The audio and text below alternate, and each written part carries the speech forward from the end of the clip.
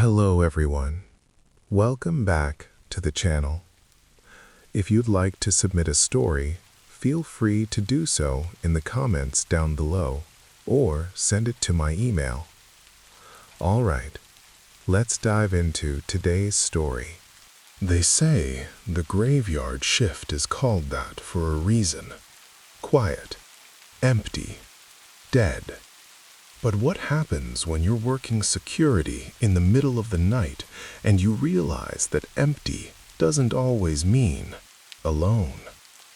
Tonight, I'm going to tell you about the worst 3 nights of my life. 3 shifts that taught me more about fear than I ever wanted to know. This isn't just one story, it's 3 experiences that spiraled into something I'm still trying to understand. And trust me when I say, by the end of this, you'll never look at a security guard the same way again.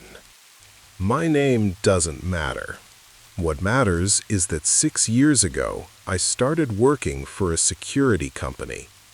Thanks to my seniority, I could pick my shifts, mornings, evenings, weekends off. The pay was decent, the work was easy, and most nights were so boring I'd fall asleep watching camera feeds.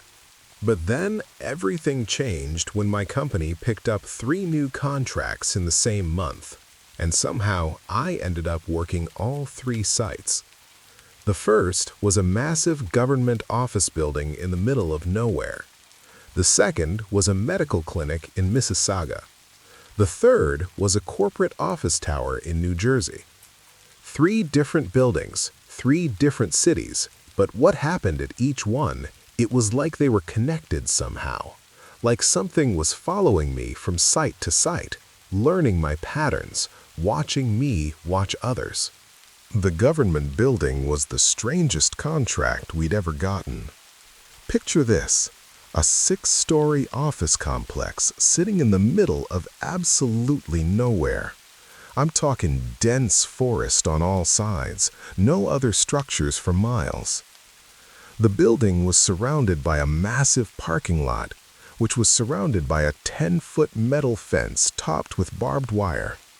1 entrance, 1 exit. The nearest highway was 3 miles down a winding side road through the woods. During the day, 3 armed guards worked the site. At night, during the week, 2 guards, but on weekend overnight shifts, just 1 guard, alone. We kept losing people on the overnight weekend shifts. Guards would work once, maybe twice, then quit without explanation. My supervisor was desperate, and I was broke. I needed extra money for a new apartment, so when he offered me overtime on the weekend overnights, I said yes. The first 2 weekends were fine. Boring, actually. I'd sit in the control room on the 6th floor watching camera feeds, playing games on my phone, occasionally doing a patrol around the building. Standard stuff. The building was always completely empty. No workers, no maintenance, nothing. Just me and the hum of the security systems. But the 3rd weekend, that's when I learned why everyone kept quitting. It was a Saturday night. Around 2 a.m., a massive thunderstorm had rolled in, the kind where the wind hits the building so hard you can feel it swaying slightly. Rain hammered against the windows. Lightning flashed every few seconds, briefly illuminating the parking lot and the dark forest beyond the fence.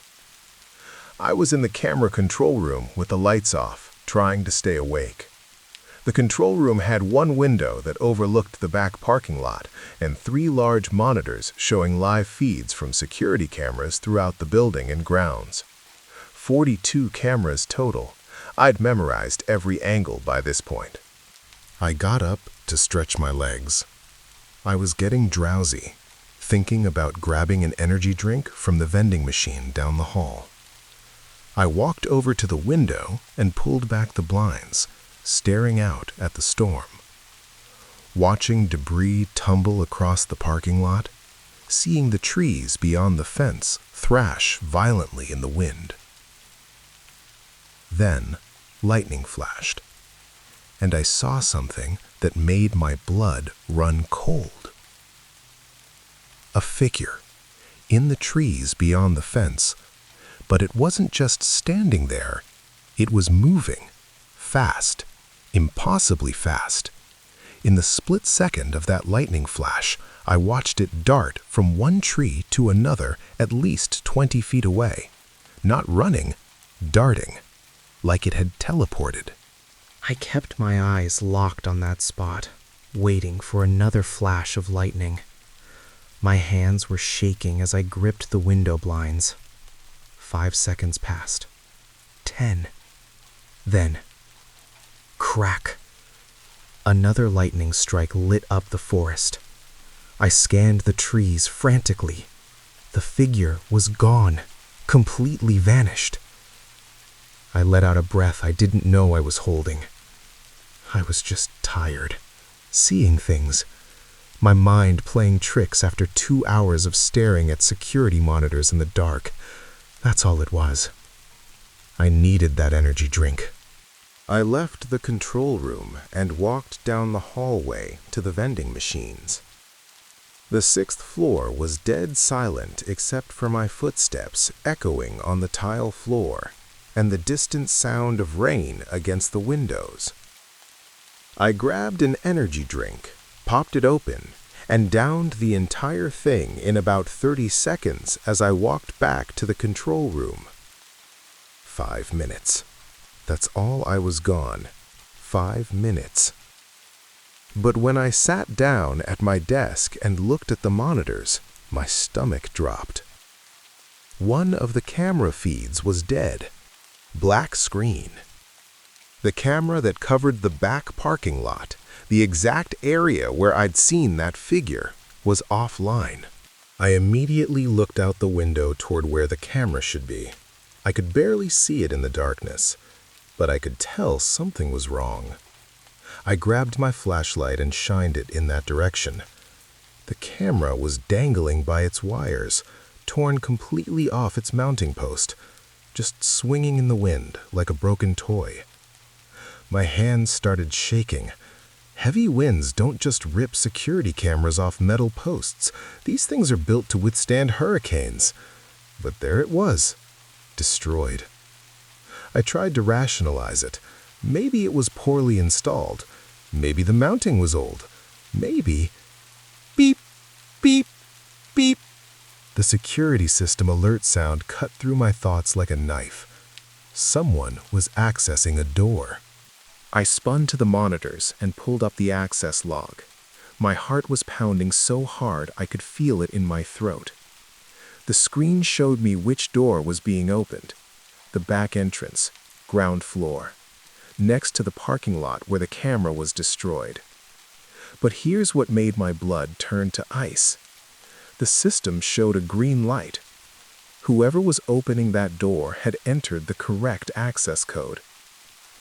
This made no sense. No workers were scheduled at 2 a.m. on a Saturday. No maintenance, no other guards. I would have been notified if anyone was coming. That was protocol. And besides, that access code was only given to senior personnel in security. I grabbed the desk phone to call the police. Dead. No dial tone. Nothing. I pulled out my cell phone. No service. I'd never had cell service in this building. We were too far from any towers, but I'd forgotten in the panic. Then the lights went out. Total darkness. Emergency lighting should have kicked in immediately, but nothing happened. Whoever was in the building had cut the main power and disabled the backup generators. This was planned. I stood in the pitch-black control room, my flashlight beam cutting through the darkness as I tried to think. I was on the 6th floor. The lobby and exit were on the ground floor. My truck was in the parking lot. If I could just get down there. I had to move. Now. I left the control room and ran down the hallway toward the service stairwell. My flashlight beam bounced wildly as I ran. I reached the door, yanked it open, and stopped dead. The stairwell was pitch black, darker than the hallway because there were no windows, just concrete stairs descending into nothing. I clicked off my flashlight. If whoever was in the building saw light moving in the stairwell, they'd know exactly where I was.